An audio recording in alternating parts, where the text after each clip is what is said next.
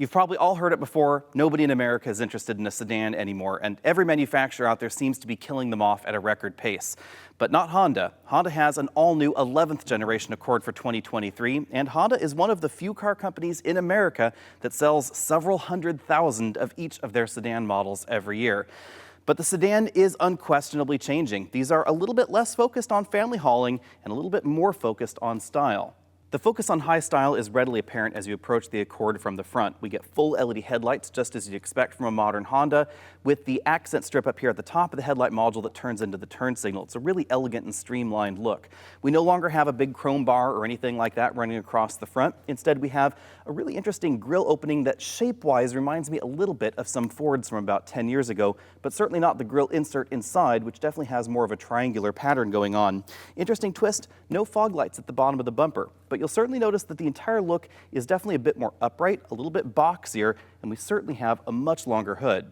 The blunter nose and longer hood profile is really obvious as you start moving around to the side. This is also a little bit wider than the previous generation to help accentuate the lines and make this look more like a luxury sedan. The long hood and short trunk profile definitely gives us a bit of a sportback vibe. I'm certainly seeing a little bit of Audi A7 in this design language. Not a bad thing at all when we're talking about a family sedan or not family sedan that's likely going to start right around $30,000 or so. This is longer than the previous generation Accord, about 2.8 inches longer, but a lot of that length goes to the additional style that we find in this generation. Slightly longer front end and perhaps a little bit more right back here in the rear bumper. Now, there are a lot of details we don't know about the 2023 Accord just yet. I don't have final legroom figures, I don't have final headroom figures either, but let's cover what we do know. I'm going to go out on a limb and say that Toyota's probably not thrilled with Crown versus Accord comparisons, but I think it's quite logical because both vehicles are high-styled, large and comfortable sedans as far as American sedans go. Interesting twist, American sedans just aren't as big as they once were. Back here, the focus on high style means that we have full LED taillight modules, a rarity in the mainstream segment. So even the amber turn signals, those are LEDs. The backup lights, those are LEDs as well. And then the red strip runs right across the back. Definitely a styling departure from Honda. But as I said, we still have a trunk lid back here. It is a little bit more like a trunk slot than a traditional top-load trunk, but it appears to be a little bit larger than the one that we find in the Crown. And it certainly leads to a larger trunk than we find in the Crown.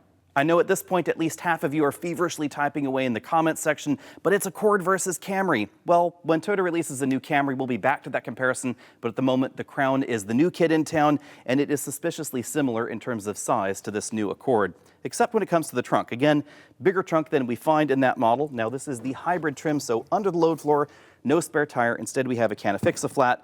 But 16.7 cubic feet is actually about the average for a three-row crossover behind the third row. So if you're considering shopping between a crossover and a sedan, know that this is really quite practical as far as a four-door sedan format goes. Under the hood, you'll have your choice of two different drivetrains. There's a 1.5-liter turbo, basically borrowed from last year. It produces 192 horsepower, 192 pound-feet of torque, and it's mated to a continuously variable automatic transmission. Then we have this model, which is the hybrid. Honda says that the hybrid is now going to account for about half of all Accord sales. So this is a really critical one to keep an eye on. This is a 2-liter 4-cylinder hybrid system, basically borrowed out of the new CR-V. So if you want to know how this drives, it's probably going to drive a lot like the CR-V in terms of the drivetrain, with one big exception. No all-wheel drive in the Accord. I do think that's kind of a weird omission because Toyota offers all-wheel drive in the Camry. We also find all-wheel drive in the Altima, and of course, all-wheel drive is standard on the new Crown. Honda might not want to take some sales away from their crossover lineup, but I really wish that we saw all-wheel drive on the new Accord. This hybrid system is good for 204 horsepower, 247 pound-feet of torque, and although we don't find official fuel economy numbers out just yet, I suspect this is going to be right around the current hybrid model, which will average 48 miles per gallon combined on its most efficient trim. The observant in the crowd will notice one big omission for 23. The 2-liter turbocharged engine is no longer available in the Accord. Honda hasn't said officially, but it's likely due to slower sales. Let's talk about how the drivetrains line up with the trims. The base LX trim gets the 1.5-liter turbo, as does the EX and the Sport trim. Meanwhile, EXL, Sport L, and Touring all get the hybrid system standard. Honda has yet to release official pricing, but this is likely going to be sort of the hybrid turbo sandwich that we find going on in the new CR-V, where the least expensive trim is going to be the turbo, then next we have a hybrid, and then we have another turbocharged on top of that. As you'd expect out of an all-new Accord, we have all-new front seats, but the driver's seat is not as adjustable as it was before. We have a two-way lumbar support, Top-end trims of the Accord previously had a four-way lumbar, which was certainly my preference. I think that's also a bit of an odd omission since the sedan shopper has started to change. And again, they're more focused on handling ability, luxury features, definitely on high style, which is certainly what we find on this interior, but you'll see that in a moment. We have a manual tilt telescoping steering column, decent range of motion there, 2-position memory over there on the driver's door. But we don't have the same range of motion on the passenger seat as we find on the driver's seat. The Accord has long been known for having gobs and gobs of legroom, and that certainly doesn't change for this generation. Although I don't have all the specifics just yet, Honda has said that rear legroom numbers are the same as before. The tricky bit with that, of course, is that the front seats move, and I don't know what the front seat legroom numbers are, but I wouldn't be surprised if this was well over 80 inches of combined legroom. This has long been the kind of sedan where it's pretty easy to put a rear-facing child seat in. This front seat is all the way back in its tracks, not in my usual 6-foot seating position, and as you can see, I still have about 4 inches of legroom left. Unfortunately, as we see in a lot of sedans, the downside is going to be rear seat headroom, which, due to the slinky profile we find, is just a little bit more limited. I can't actually put my head back there to the headrest. My head misses it by maybe about an inch or so. That's pretty similar to what we find in the Crown, the Camry, and basically every other mid-sized sedan in America. Center armrest has 2 cup holders, it's nice and softly padded, and the rear seats fold in a 60/40 fashion, even in the hybrid. Now, I don't have official specifications just yet, again, but Honda has said that the rear bench has the same headroom figures in the hybrid and non-hybrid model, even though the battery pack is located under the rear seats. Now it's time to go for our usual quick spin around the interior. Keep in mind this is the top-end trim, so we get a pretty standard-sized moonroof over the driver and front passengers' heads. Hydro-adjustable shoulder belts for the driver and front passenger. Lots of soft touch materials and ventilated seats, something that a lot of folks are going to enjoy in this top-end trim. That's why we find the perforated leather right there. Now moving over to the dashboard, we find a style that has definitely been a little bit controversial in some of the spy shots. This dashboard certainly has a bit of a, I guess, high-end Civic vibe, you could say, with very similar styling cues, although none of these interior components actually seem to be shared with the Civic. I don't mind this. This is very similar to what we find in a lot of luxury brands, but it is a little bit unusual for Honda, where a lot of their products have had different interior designs. So in a way, you could say this is taking a page out of BMW and Mercedes style book, where all their vehicles look like Russian nesting dolls. There is still this sort of cheese grater section running right across the dashboard. It's better integrated than in the Civic with more premium knobs, and definitely a different vibe as well. Although this appears to be just as difficult to keep clean behind those little cheese grater sections. Down here we have a pretty large bin-style glove compartment. I wasn't able to test anything out. I suspect a 10-inch tablet would fit inside. Lots of soft-touch materials on the upper section of the dashboard, and certainly a very different vibe than we find in the current generation Civic with its imitation wood paneling running right across the dash. Speaking of the dash, we have this new 12.3-inch LCD infotainment system. I believe this is the largest screen we have ever seen in a Honda-branded product in the United States. This is effectively running the latest Android Automotive operating system, although Honda has a slightly different name for it. Big thing to know is we have Google Maps, which are live, which is a really handy feature. We also have the Google Assistant, Google Play Store apps, and everything is incredibly snappy. This software also gives you the ability to have that map display used on a portion of the instrument cluster, which is a nice touch. No physical buttons on the side of the screen like we find in some Honda products, but there's a power volume knob right down there.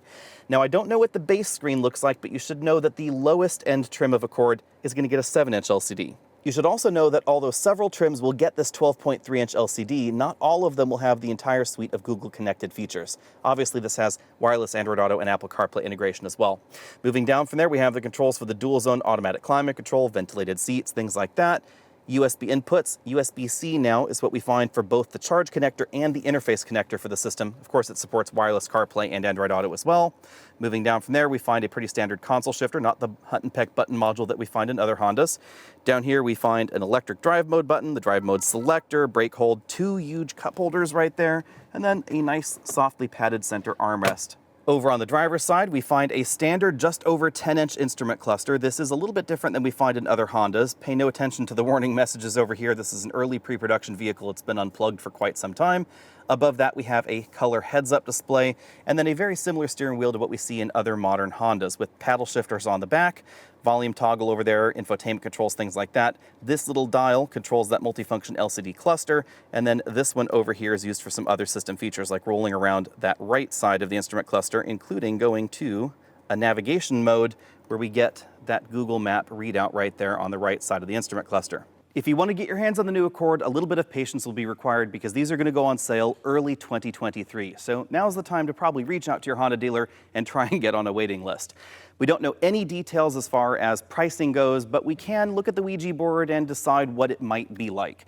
Currently, the LX starts at $26,520, and the hybrid EXL starts at $34,040. Now, that may or may not give us an indication about where the 2023 Accord will go, but you should know that it appears the hybrid model is going to start a little bit higher in the trim ladder than it did last time. Last time, the base model was essentially available as a hybrid as well for about $1,000 more than the regular model. That does not appear to be the case this time. Also, the top-end 2-liter trim is gone, so the top-end trim could be a little bit less expensive, but again, we don't know all the details yet as far as pricing goes. Any way you slice it, though, this is likely going to be considerably less expensive than the new Toyota Crown. And again, I think that's a pretty decent comparison for the new Accord because both vehicles are really focused on high style, and the Crown does not give us as much room on the inside as some people had hoped. If you're looking for bigger screens, nicer accommodations, comfortable seats, nice comfortable ride, you're going to find that in this and the Toyota Crown as well. But I think I like the interior design of this a little bit better than we find in that new Toyota. Let me know what you think about that down there in the comment section. And of course, stay tuned because hopefully I will be driving the new Accord very, very soon. Exactly what the future holds for sedans in America, we don't know, but Honda really appears to be dedicated to them with this new Accord and expect this to be on sale for at least 5 to 6 years longer. Will we have a 12th generation Honda Accord? Now that is an interesting question. Let me know down there in the comment section as well, and I'll see all of you later.